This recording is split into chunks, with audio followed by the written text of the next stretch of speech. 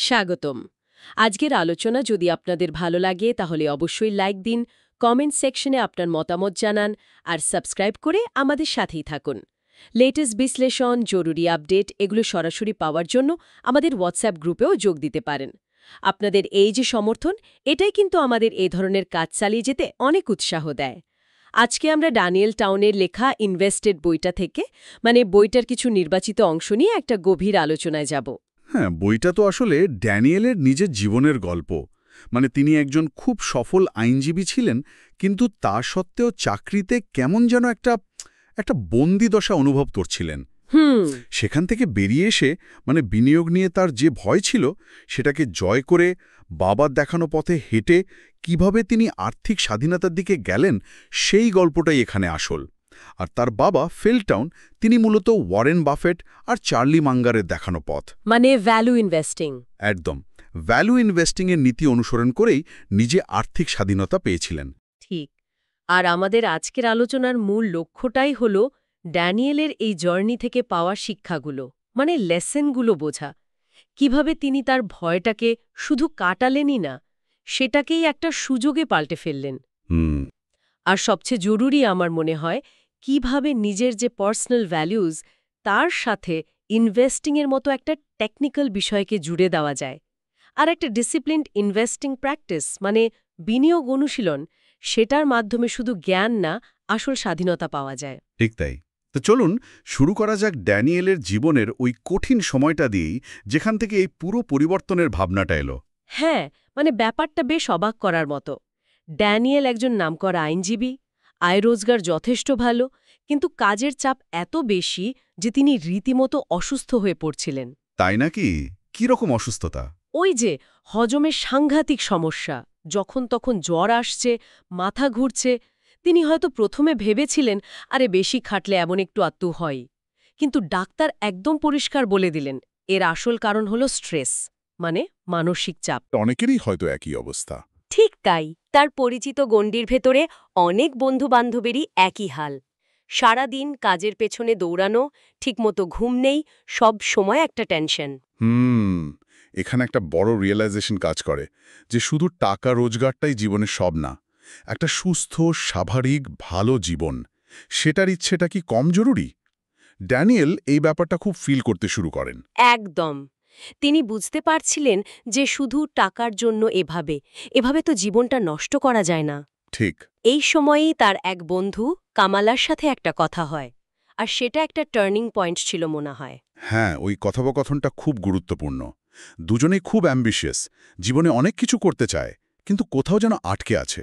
কারণটা কি? কারণটা হলো আর্থিক সীমাবদ্ধতা। টাকার জন্য নিজেদের স্বপ্নগুলো পূরণ করতে পারছে না। এখান থেকেই তারা দুজনেই বুঝতে পারে জীবনে একটা বড় চেঞ্জ দরকার, আর সেই চাবিকাঠিটা হলো ফিনান্সিয়াল ফ্রিডম। আর ঠিক এই সময়েই তার বাবা ফিলটাউন আবারও তাকে ইনভেস্টিংয়ের কথা বলেন, তাই না? হ্যাঁ, যদিও ফিল নিজে ভ্যালু ইনভেস্টিং করে দারুণ সাকসেসফুল, ড্যানিয়েলের মনে কিন্তু বাবার উপর পুরনো কিছু অভিমান ছিল।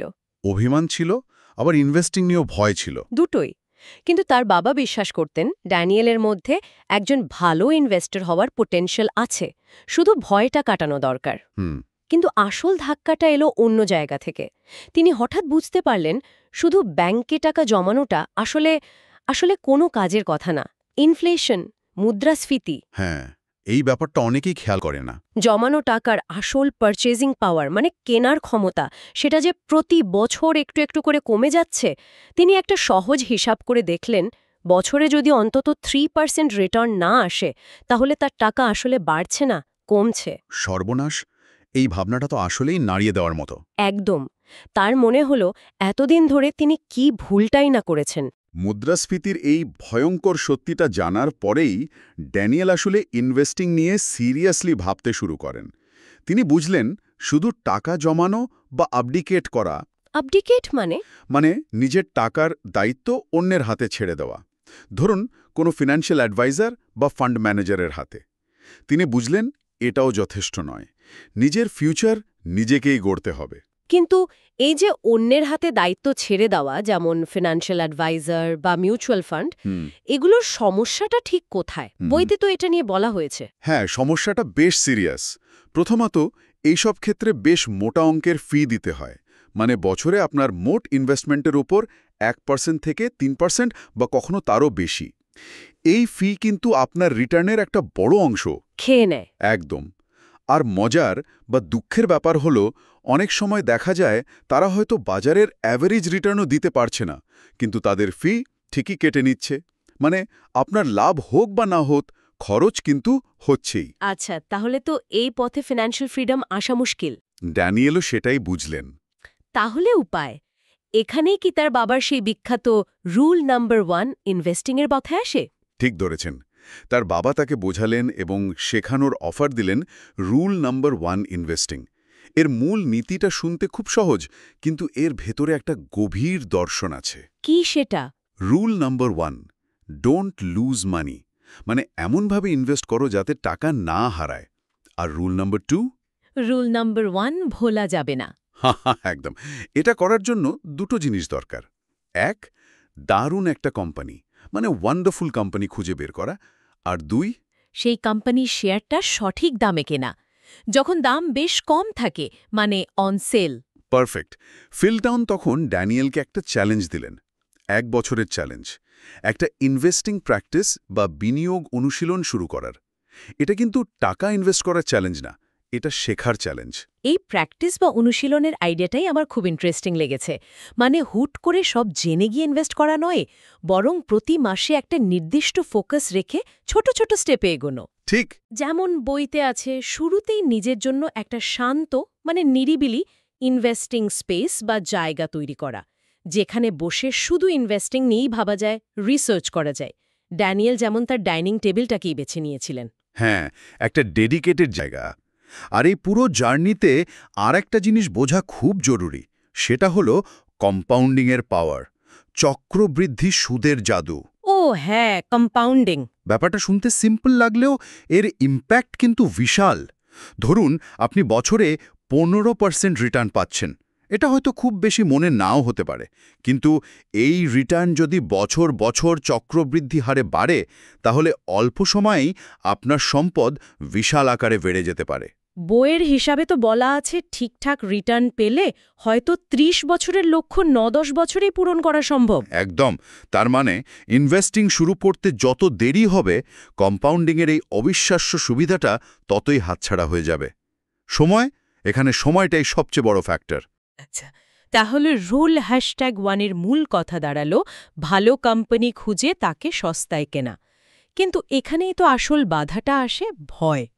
ড্যানিয়েল নিজেই তো 2008 সালের ওই মার্কেট ক্র্যাশের অভিজ্ঞতা থেকে ইনভেস্টিং ব্যাপারটাকে ভয় পেতেন।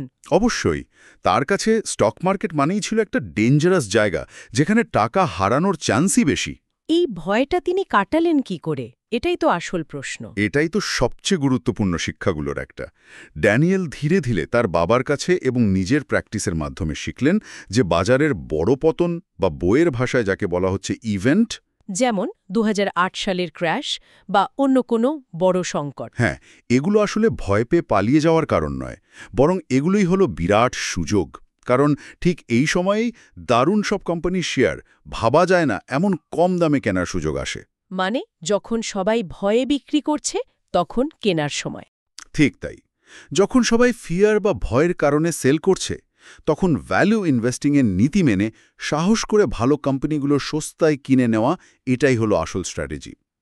এই মেন্টালিটিকেই বইতে বলা হচ্ছে anti fragile approach. Anti fragile মানে হলো যে জিনিসটা ডিসঅর্ডার, ভলাটিলিটি বা ধাক্কা থেকে শুধু টিকেই থাকে না, বরং আরও শক্তিশালী হয়ে ওঠে। বাজারের পতনকে ভয় না পেয়ে সেটাকে নিজের লাভের জন্য ব্যবহার করতে শেখা। তার মানে বাজার সবসময় রেশনাল বা যুক্তিসঙ্গত আচরণ করে না। কিন্তু একটা থিওরি তো আছে, ওই যে এফিশিয়েন্ট মার্কেট হাইপোথিসিস, EMH, যেখানে বলা হয় যে শেয়ারের দাম নাকি সবসময় সব ইনফরমেশন রিফ্লেক্ট করে। হ্যাঁ, ওই তত্ত্বটা অর্থনীতির বইতে খুব পপুলার। কিন্তু ওয়ারেন বাফেট, চার্লি মাঙ্গার, এমনকি নোবেল লরিয়েট ইকোনমিস্ট রবার্ট শিলারের মতো এক্সপার্টরা বারবার দেখিয়েছেন যে রিয়েল ওয়ার্ল্ডের মার্কেট প্রায়শই ইমোশন, বিশেষ করে ভয় আর লোভ, এই দুটো জিনিস দিয়ে মারাত্মকভাবে চালিত হয়। ঠিক। ফলে শেয়ারের দাম অনেক সময়ই তার আসল ভ্যালু বা ইন্ট্রিনসিক ভ্যালুর থেকে অনেক বেশি বা অনেক কম হয়ে যেতে পারে। আর ঠিক এই র্যাশনালিটির মধ্যেই লুকিয়ে থাকে ভ্যালু ইনভেস্টরদের জন্য সুযোগ। যখন ভয়ের কারণে ভালো শেয়ারের দাম পড়ে যায়, তখনই তো কেনার আসল সুযোগ। দারুণ পয়েন্ট। আচ্ছা, আরেকটা আইডিয়া আমার খুব ভালো লেগেছে, সেটা হলো নিজের পার্সোনাল ভ্যালুজের সাথে ইনভেস্টিংকে মেলানো। ড্যানিয়েল এটাকে বলছেন মিশন নিয়ে ভোট দেওয়া, মানে ভোটিং ফর আ মিশন। ব্যাপারটা একটু বুঝিয়ে বলবেন? অবশ্যই। দেখুন, আমরা যখন কেনাকাটা করি, ধরুন খাবার বা পোশাক, তখন অনেকেই আমরা ভাবি জিনিসটা কোথা থেকে আসছে, কিভাবে তৈরি হচ্ছে। আমরা হয়তো অর্গ্যানিক ফুড কিনি বা যারা ফেয়ার ওয়েজ দেয় তাদের তৈরি পোশাক কিনি। করি তো। ড্যানিয়েল বলছেন ইনভেস্টিংয়ের ক্ষেত্রেও আমরা একই কাজটা করতে পারি। আমরা সেই সব কোম্পানির শেয়ার কেনা বেছে নিতে পারি যাদের বিজনেস পলিসি, এনভায়রনমেন্টাল অ্যাওয়ারনেস বা সোশ্যাল রেসপন্সিবিলিটি আমাদের নিজেদের ভ্যালুজের সাথে মেলে। ও আচ্ছা। ওর একটা উপায়ও হয়ে ওঠে। এটা ইনভেস্টিং জার্নিটাকে আরও মিনিংফুল করে তোলে। বাহ! তার মানে শুধু লাভ নয়, নিজের পছন্দের কোম্পানির পাশে দাঁড়ানো একটা লক্ষ্য হতে পারে। আচ্ছা, এবার একটু স্ট্র্যাটেজির দিকে যাই। এই যে বলা হলো ভালো কোম্পানি খুঁজে বের করতে হবে, সেটা চেনার উপায় কি? বইতে চার্লি মাঙ্গারের কিছু প্রিন্সিপালের কথা বলা হয়েছে, তাই না? হ্যাঁ, মাঙ্গারের কয়েকটা নীতি এখানে খুব ইম্পর্ট্যান্ট। প্রথম এবং সবচেয়ে জরুরি হল ব্যবসাটাকে বোঝা, মানে আন্ডারস্ট্যান্ডিং দ্য বিজনেস।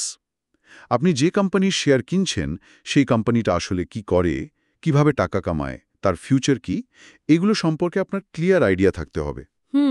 মাঙ্গারের কথায় প্রত্যেক ইনভেস্টরের উচিত নিজের জ্ঞানের একটা পরিধি বা সার্কেল অফ কম্পিটেন্স তৈরি করা এবং তার মধ্যেই থাকা। যে বিজনেস আপনি বোঝেন না বা যেটা আপনার কাছে খুব বেশি কমপ্লিকেটেড মনে হয়, সেটাকে তিনি বলেন টু হার্ড বক্সে ফেলে দিতে। মানে ওদিকে না জানেই ভালো। একদম, যতই অ্যাট্রাক্টিভ শোনাক না কেন। বোঝা গেল। নিজের জানাগণ্ডির বাইরে না যাওয়া। আর কি কি দেখা জরুরি? ব্যবসার মোট বা পরীক্ষার কথাটাও তো খুব শোনা যায়। ঠিক ধরেছেন। মোট বা ইকোনমিক মোট হল একটা কোম্পানির লং লাস্টিং কম্পিটিটিভ অ্যাডভান্টেজ, মানে দীর্ঘস্থায়ী প্রতিযোগিতামূলক সুবিধা। এটা অনেকটা পুরনো দিনের কেল্লার চারপাশের পরীক্ষার মতো, যা বাইরের শত্রুদের মানে কম্পিটিটরদের সহজে ঢুকতে বাধা দিত। ইন্টারেস্টিং।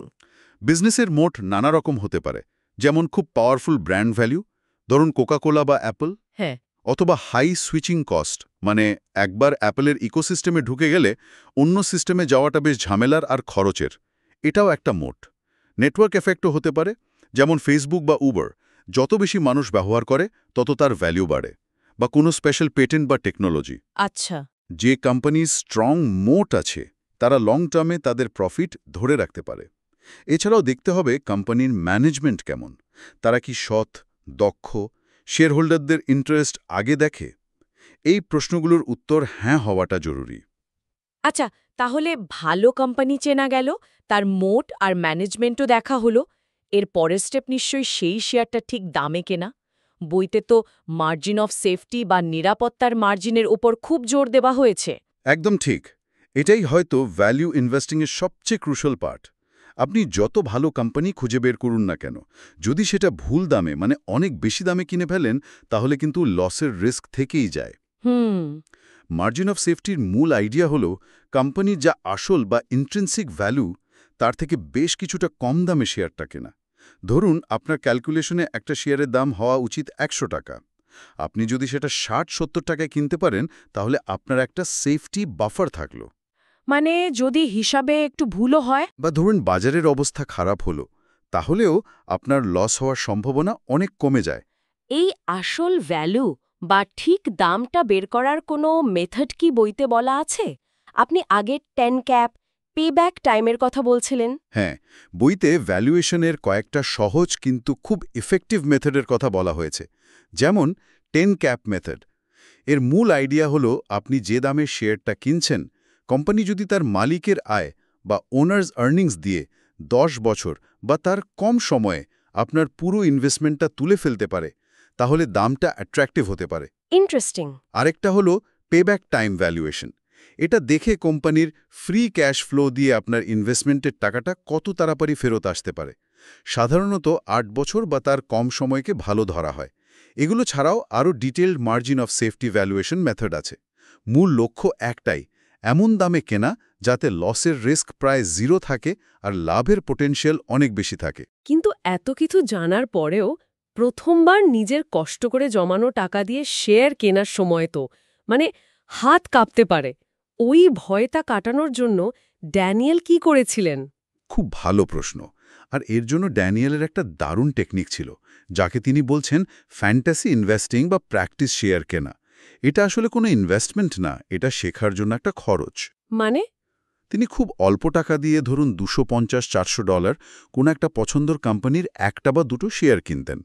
উদ্দেশ্য লাভ করা নয়, উদ্দেশ্য হলো পুরো প্রসেসটা, কিভাবে শেয়ার কিনতে হয়, দাম উঠলে বা পড়লে নিজের মনের ভেতর কি রিয়াকশন হয়, নিজের ইমোশনসগুলোকে কিভাবে কন্ট্রোল করা যায়, এই বিষয়গুলো হাতে কলমে এক্সপিরিয়েন্স করা।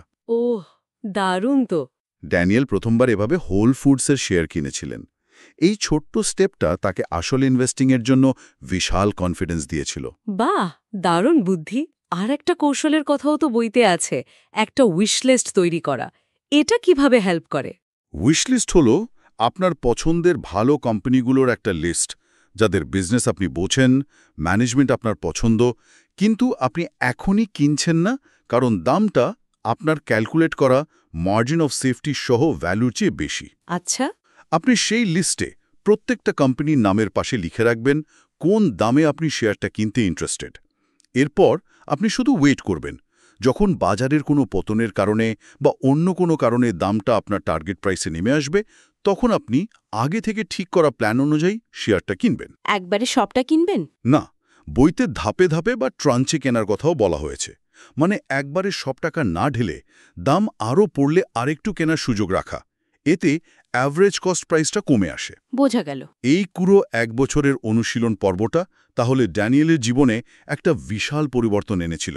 অবশ্যই এটা শুধু তার ইনভেস্টিংয়ের নলেজ বাড়ায়নি, তার মাইন্ডসেটে একটা আমূল পরিবর্তন এনেছিল। যে ড্যানিয়েল শুরুতে ইনভেস্ট করতে ভয় পেতেন, মার্কেট পড়লে প্যানিক করতেন, সেই তিনি 1 বছর পর বাজারের আপস অ্যান্ড ডাউনসকে ভয়ের চোখে না দেখে অপরচুনিটি হিসাবে দেখতে শুরু করলেন। তিনি বুঝতে পারলেন যে বাজারের এই ভলাটিলিটি আসলে তার বন্ধু, শত্রু নয়।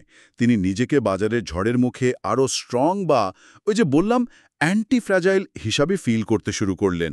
ভয়টা কেটে গিয়ে তার জায়গায় এলো কনফিডেন্স আর কন্ট্রোল।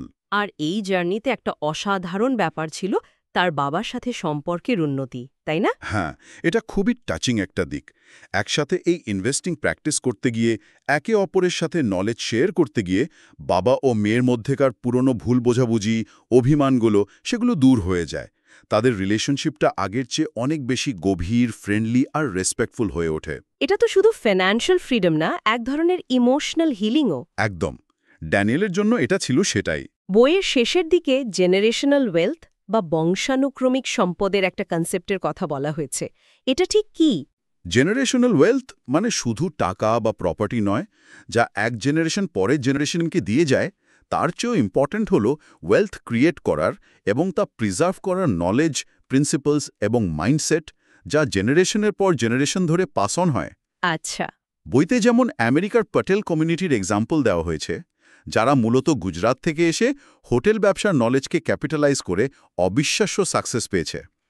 তাদের আসল ওয়েলথ শুধু হোটেলগুলো নয়, বরং সেই বিজনেস নলেজ যা তারা তাদের সন্তানদের মধ্যে ছড়িয়ে দিয়েছে। ঠিক। এই নলেজ থাকলে যে কোনো সিচুয়েশনে, এমনকি সবকিছু হারালেও আবার জিরো থেকে শুরু করে ঘুরে দাঁড়ানো সম্ভব। আসল সম্পদ হলো জ্ঞান। থেকে মূল যে বিষয়টা উঠে আসছে সেটা হলো ফাইন্যান্সিয়াল ফ্রিডম মানে শুধু একটা সার্টেন অ্যামাউন্ট টাকা জমানো নয়। এটা আসলে নিজের ফিন্যান্সের উপর পুরো কন্ট্রোল আনা, দরকারি নলেজ অ্যাকোয়ার করা এবং সবচেয়ে বড় কথা নিজের ভেতরের ভয়গুলোকে জয় করে এগিয়ে যাওয়া। ড্যানিয়েল টাউনের পার্সোনাল জার্নি এই সত্যিটাকেই খুব স্পষ্টভাবে তুলে ধরে। একদম। আর তার গল্প এটাও দেখায় যে এই ফিনান্সিয়াল ফ্রিডম অর্জনের রাস্তাটা কোনো শর্টকাট বা গেট রিচ কুইক স্কিম নয়। এর জন্য দরকার পেশেন্স, ডিসিপ্লিন বা শৃঙ্খলা, এবং সবচেয়ে জরুরি হলো কন্টিনিউয়াসলি শেখার আর নিজেকে ইমপ্রুভ করার মাইন্ডসেট। আর যখন কেউ নিজের ভ্যালুজের সাথে মিলিয়ে ইনভেস্ট করে, তখন এই জার্নিটা শুধু প্রফিটেবলই হয় না, অনেক বেশি মিনিংফুল আর স্যাটিসফাইং হয়ে ওঠে। আজকের এই গভীর আলোচনা থেকে আমরা দেখলাম সঠিক জ্ঞান, নিয়মিত অনুশীলন আর মেন্টাল টাফনেস থাকলে যে কেউ তার ইনভেস্টিং নিয়ে ভয়কে দূরে সরিয়ে রেখে ফিন্যান্সিয়াল ফ্রিডমের পথে কনফিডেন্টলি যাত্রা শুরু করতে পারে। ড্যানিয়েলের টাউনের গল্পও আমাদের বারবার মনে করিয়ে দেয় যে ইনভেস্টিং শুধু ঠান্ডা মাথার ক্যালকুলেশন নয়, এটা আমাদের ইমোশন, আমাদের ভ্যালিউজ আর আমাদের লম্বা পার্সোনাল জার্নিরই একটা অংশ। ঠিক তাই। আমরা কিভাবে ইনভেস্ট করি, কোন কোম্পানিতে করি, এই ডিসিশনগুলো আসলে আয়নার মতো আমাদের নিজেদের লাইফকেই রিফ্লেক্ট করে। আমরা কেমন ফিউচার দেখতে চাই, আমরা কোন প্রিন্সিপালে বিশ্বাস করি, এই ডিপ কোয়েশ্চেনগুলোর উত্তর খোঁজার একটা পাওয়ারফুল টুলও হতে পারে ইনভেস্টিং। তাহলে আজকের আলোচনা শেষ করার আগে আমাদের শ্রোতাদের জন্য একটা ছোট্ট চিন্তার খোরাক রেখে যাই। ড্যানিয়েল টাউনের এই ট্রান্সফরমেশনের গল্প শোনার পর একবার ভেবে দেখুন তো, আপনার নিজের ফিনান্সিয়াল ফিউচার নিয়ে কোনো স্পেসিফিক ভয় বা কোনো অস্পষ্ট কুয়াশা আপনাকে আটকে রেখেছে? ড্যানিয়েলের মতো সেই ইনভিজিবল ব্যারিয়ারটা পেরোনোর জন্য আপনার নেওয়া প্রথম ছোট্ট স্টেপটা কী হতে পারে?